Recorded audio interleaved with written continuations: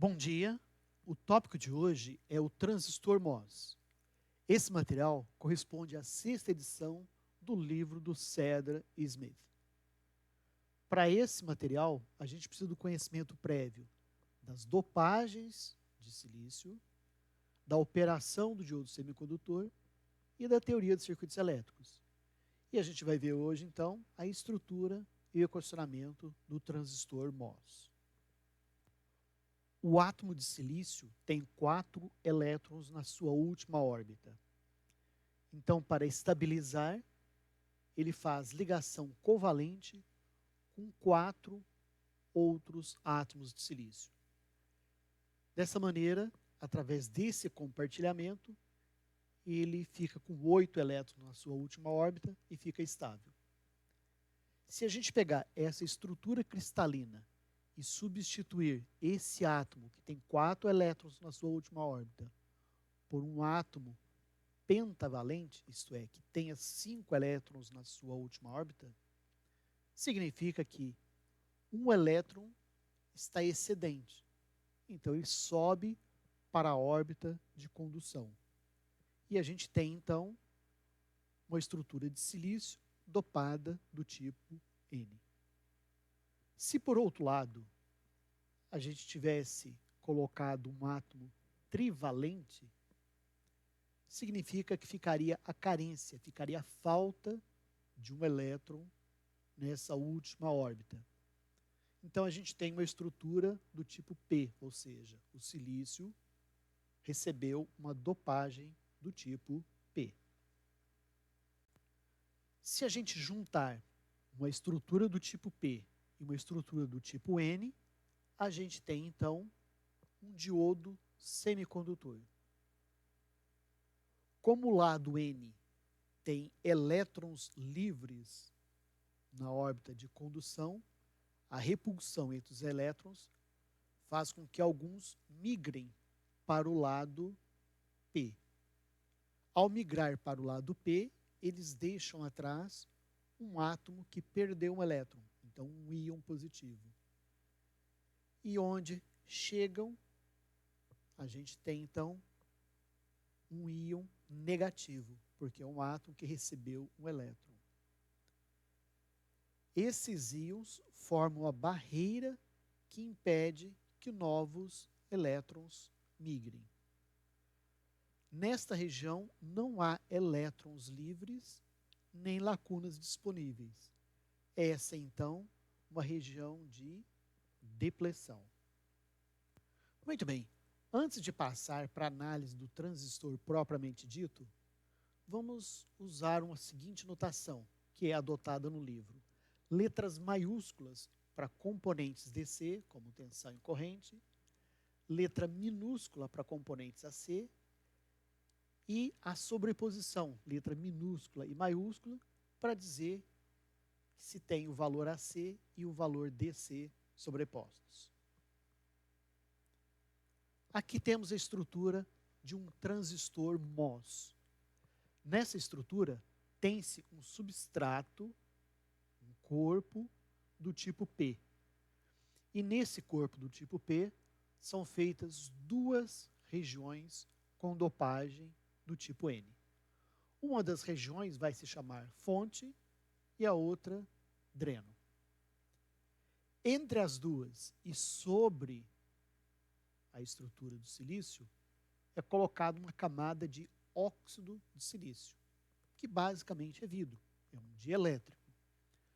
Sobre esse material dielétrico é colocada uma camada de material condutor, metal. Daí vem o nome, Metal Oxide Semiconductor. Então, a gente tem o metal, o óxido e o semicondutor. Isso aqui forma, então, uma capacitância, forma um capacitor. A espessura desse óxido, tipicamente, está entre 1 e 10 nanômetros. Muito bem, esta capacitância é dada, então, pela largura do canal, W, pelo comprimento do canal, L, e pela capacitância por unidade de área. Essa capacitância por unidade de área é dado pela permissividade dividido pela espessura do óxido. A permissividade do silício é cerca de 3,9 vezes a permissividade do vácuo. Apenas para ilustrar, vamos jogar aqui alguns valores. Então, W igual a 0,72 micrômetros, R igual a 0,18 micrômetros, para uma espessura de 4 nanômetros. Simplesmente jogando esses valores na expressão, a gente chega aqui, a capacitância é de 1,1 phantom farad. Por questão de facilidade, ao invés de desenhar ele de forma tridimensional, vamos observar somente de forma planar. Se viermos aqui e ligarmos fonte, dreno e o próprio corpo no terra e aplicarmos uma tensão no gate, a gente vai colocar cargas positivas no gate. Isto faz com que elétrons dos outros terminais sejam atraídos para essa região sob o canal. Muito bem. Originariamente, essa região é um substrato tipo P. Só que conforme os elétrons vão chegando, eles vão ocupando as lacunas que existem nessa região. Quanto maior a tensão aplicada, mais elétrons são ocupados, são atraídos, mais lacunas são ocupadas. Até que chega um certo momento que não tem mais lacunas para serem ocupadas. Então, os elétrons que estão atraídos nessa região começam a ocupar a órbita superior, a órbita de condução. Então, essa região que era do tipo P passa a se comportar como uma região do tipo N. Então, forma-se então um canal do tipo N entre as duas regiões. Por isso, então, este daqui é um transistor do canal N, ou seja, NMOS. Esse canal induzido também é chamado de camada de inversão, inversion layer. Muito bem. A tensão mínima necessária para formar o canal é chamada de tensão de limiar, ou tensão threshold. Então, de novo, só existe canal se a tensão aplicada entre VGS, ou seja, entre o terminal do gate e esse terminal da fonte, for maior que VT. A gente costuma dizer que a diferença de VGS menos VT é a tensão efetiva. Isto é, a tensão que efetivamente vai formar o canal. Portanto, é chamada, então, de tensão efetiva. Effective voltage ou overdrive voltage. Vamos agora colocar uma tensão VDS, uma diferença de potencial entre dreno e fonte. Ora, se existe um canal formado pela aplicação de VGS e se existe uma diferença de potencial entre dreno e fonte, é de se suspeitar que exista, então, uma corrente. Esta corrente é dada por essa expressão.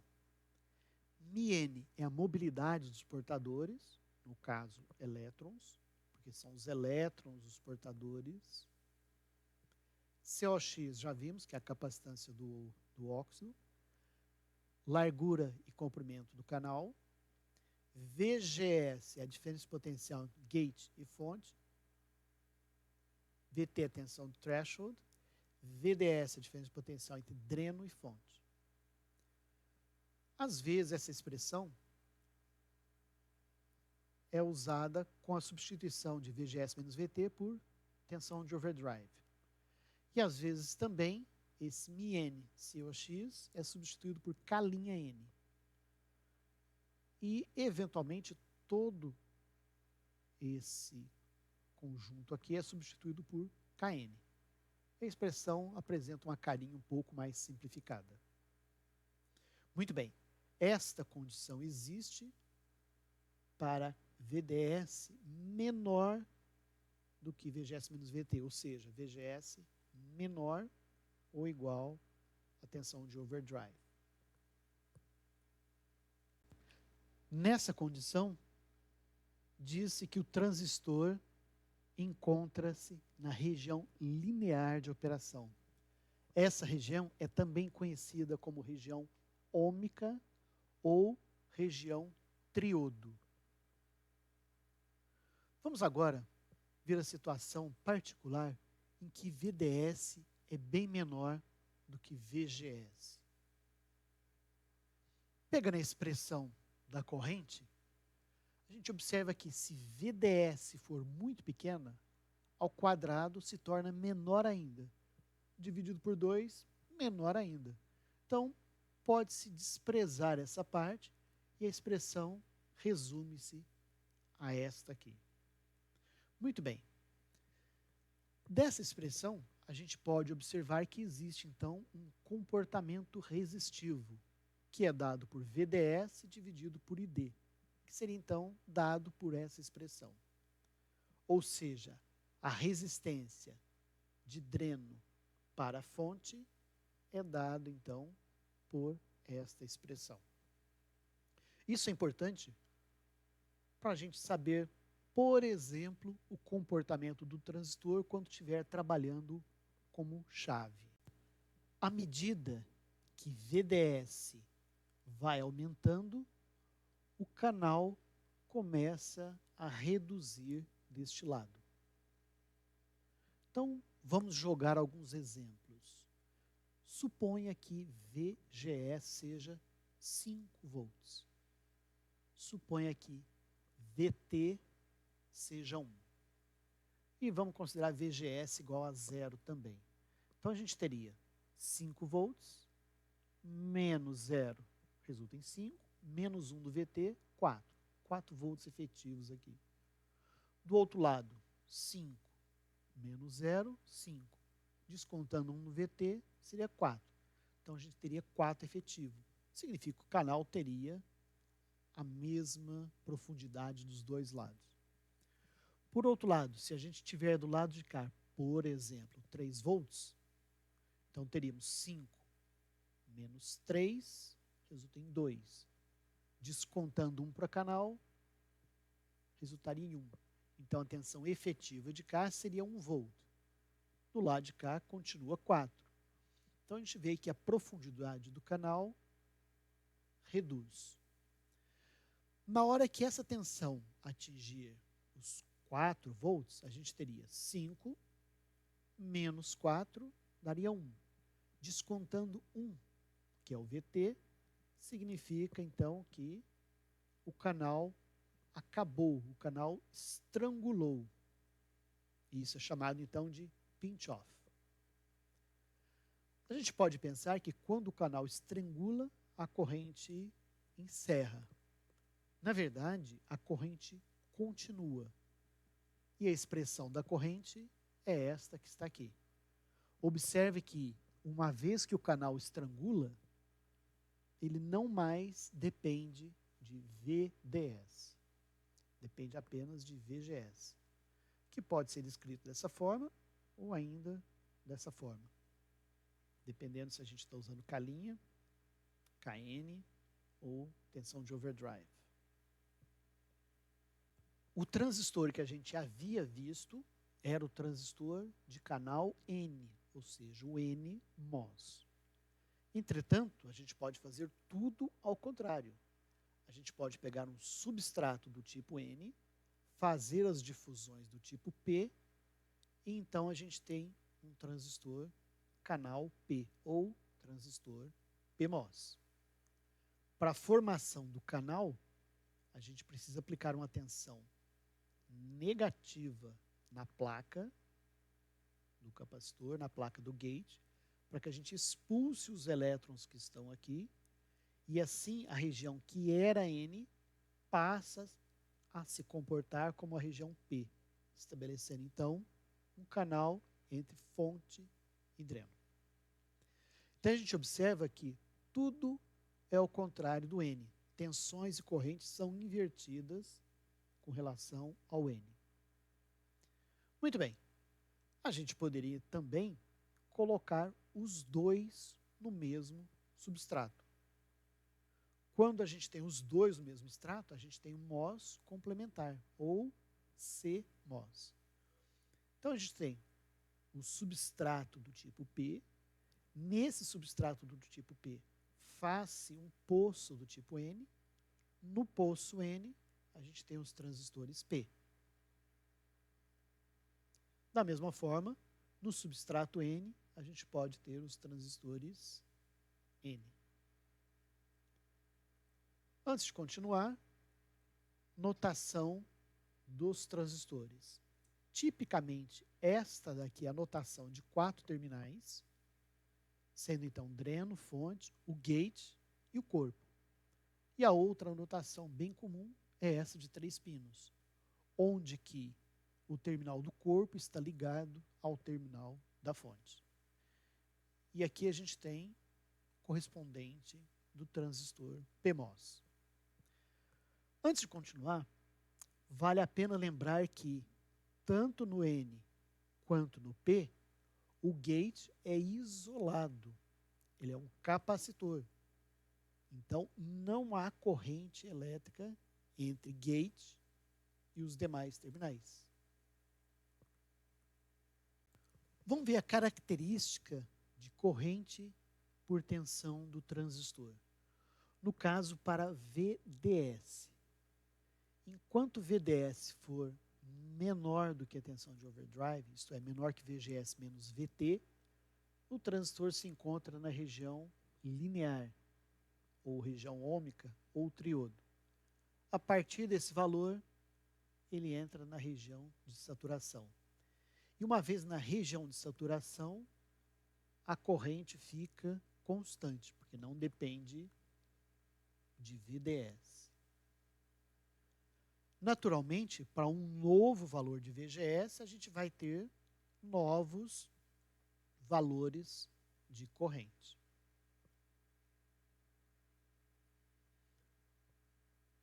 Esse comentário feito da tensão de overdrive, onde o transistor deixa a região de triodo e passa para a região de saturação, às vezes acaba dando um pouco de confusão. Então, a maneira mais fácil de identificar isto é, considera-se a tensão do gate. A gente cai de VT, a gente reduz em VT. A partir deste valor, qualquer tensão acima deste valor, o transistor se encontra na saturação. Naturalmente, abaixo, ele está na linear. Muito bem. Outra curva. Tensões de VGS menores do que VT não tem corrente. E acima de VT, nós temos corrente. Então, até agora, dá para a gente estabelecer um modelo para o nosso transistor. Então, veja, não existe corrente do gate, porque o gate é um capacitor, é isolado, não tem corrente DC nele. Então, está aberto aqui.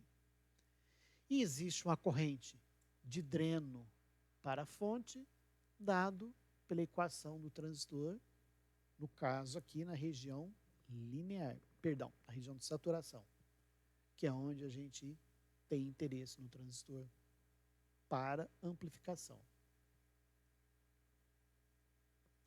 Vamos dar uma paradinha e fazer um exercício. Considere esse caso. A gente tem as dimensões do transistor, tem a característica dele de VT, e está sendo informado, perdão, está sendo solicitado os valores de VGS e VDS no limiar da saturação, para uma corrente de 100 microamperes. Muito bem, se é no limiar da saturação, significa que vale a expressão da saturação. Mas, de qualquer modo, vamos primeiramente calcular o K' N. Então, a gente só joga os valores na expressão e obtém 387 microamperes por volt ao quadrado. Devemos ficar muito atentos com as unidades, com as grandezas. E aqui tem o cálculo do Kn. Muito bem, de novo, como o transistor se encontra no limiar da saturação, então ele está na saturação. Então a gente usa a expressão da saturação. Então, foi dado corrente, calculamos o Kn e a gente quer tensão de overdrive. Tirando por aqui, a gente obtém que a tensão de overdrive é 0,22 volts. Quer dizer, tensão de overdrive mais o VT nos dá o valor de VGS, 0,72 volts. E a tensão de overdrive é o próprio VDS. Muito bem. Vamos agora para a segunda parte, em que a gente manteve o valor de VGS, ou seja, mantido 0,72. E eu quero saber qual é o valor de VDS para esta corrente de 50 microamperes. Horas. Se a gente tem agora uma corrente menor, significa um valor de VDS menor. Como a gente estava no limiar da saturação, significa que ele não está mais na saturação. Ele está na região linear. Portanto, a equação da região linear é essa. Então, jogando a corrente, o valor de Kn e o valor de overdrive, nos resta calcular o VDS. Esta daqui é uma equação quadrática. Portanto, nós temos matematicamente duas soluções. Então, matematicamente, temos duas soluções, só que fisicamente só uma é plausível. Veja, se o limiar era 0,22, então significa que 0,39 não é uma solução, porque 0,39 coloca o transistor na saturação. E a gente está vendo que ele precisa estar na linear por causa da corrente ser menor. Portanto, matematicamente, então fisicamente deve ser essa tensão. A gente havia dito que aumentando o VDS, chega o momento em que a gente tem o pinch-off. Muito bem, se a gente continuar aumentando o VDS, significa que o ponto do pinch-off acaba se deslocando. Se ele acaba se deslocando, significa que a gente não mais vai ter o comprimento do canal original. O canal efetivo se torna menor. Muito bem. Se o canal efetivo se torna menor, a gente tem que colocar essa dimensão reduzida na equação de corrente. Então, reduzindo a dimensão, aumenta-se a corrente. Então, a gente observa que tem um comportamento resistivo aí. Mas, de qualquer modo, se a gente fizer uma curva, traçar uma curva do comportamento desse transistor, a gente vai ver, então, que aumentando VDS, como a gente havia dito, a gente diminui efetivamente o canal. Ao diminuir efetivamente o canal, a gente aumenta a corrente. E é o que nós temos aqui. À medida que VDS aumenta, a corrente aumenta. Se a gente fizer uma projeção dessa reta, ela vai tocar o eixo de VDS nesse ponto menos VA. 1 sobre esse VA é chamado de lambda. Então agora a gente pode corrigir a expressão original adicionando 1 mais lambda VDS, porque é muito mais tranquilo a gente trabalhar com tensão do que trabalhar com dimensão. Como a gente tem então a corrente ID variando em função de VDS, a gente tem um comportamento resistivo.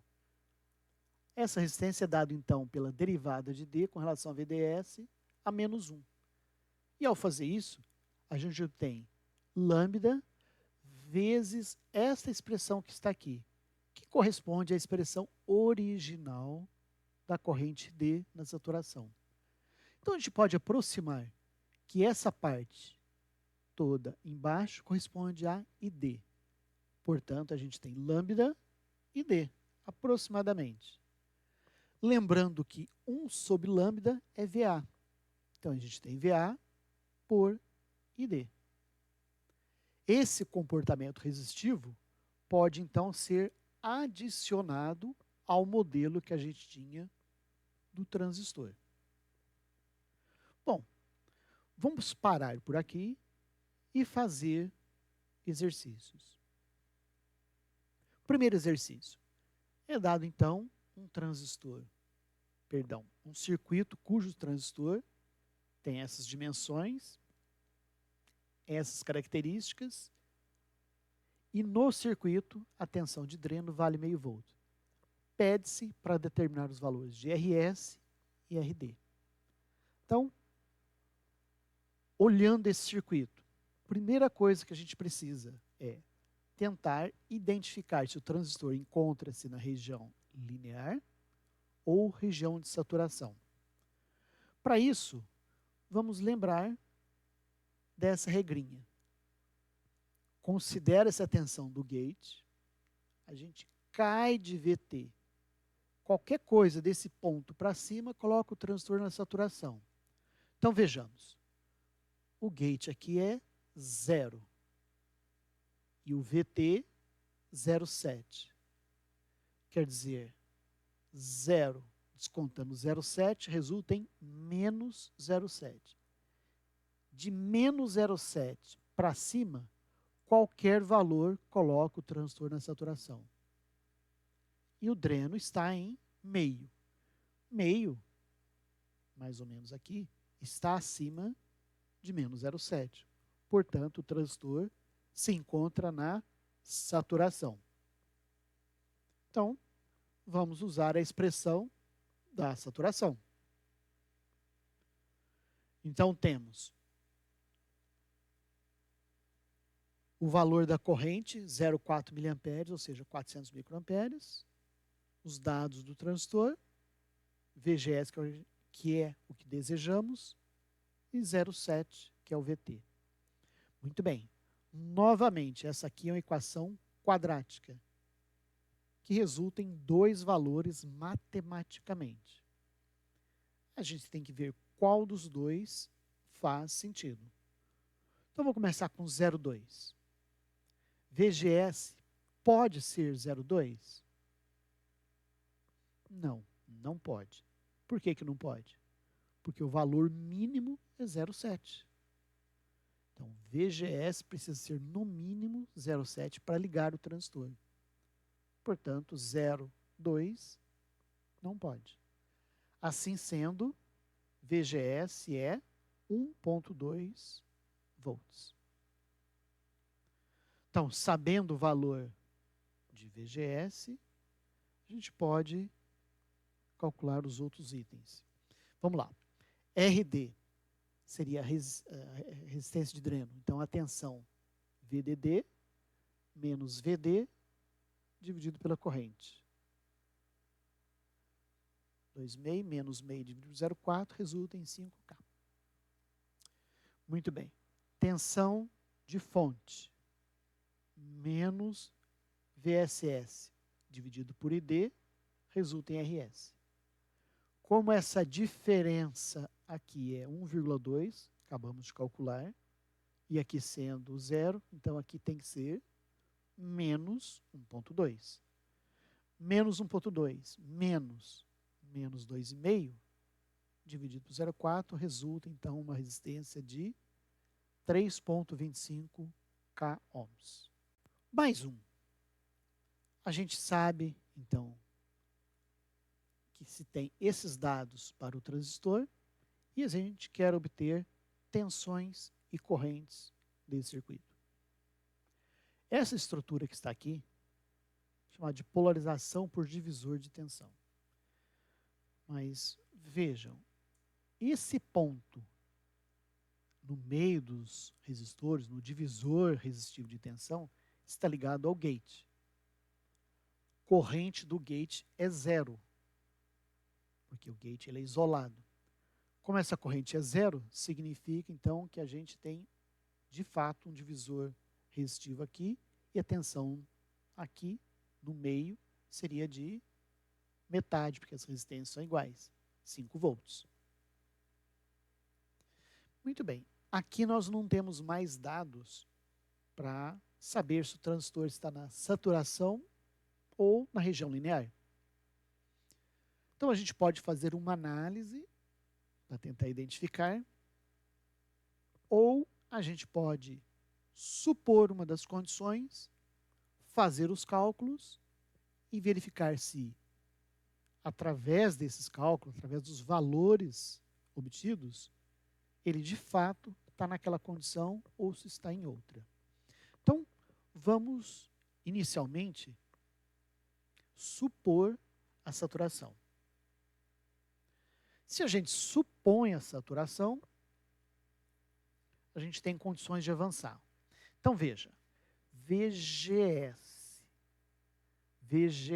seria a tensão do gate, 5 volts, que acabamos de calcular, menos o VS. VS é a corrente que passa pela resistência, vezes a resistência.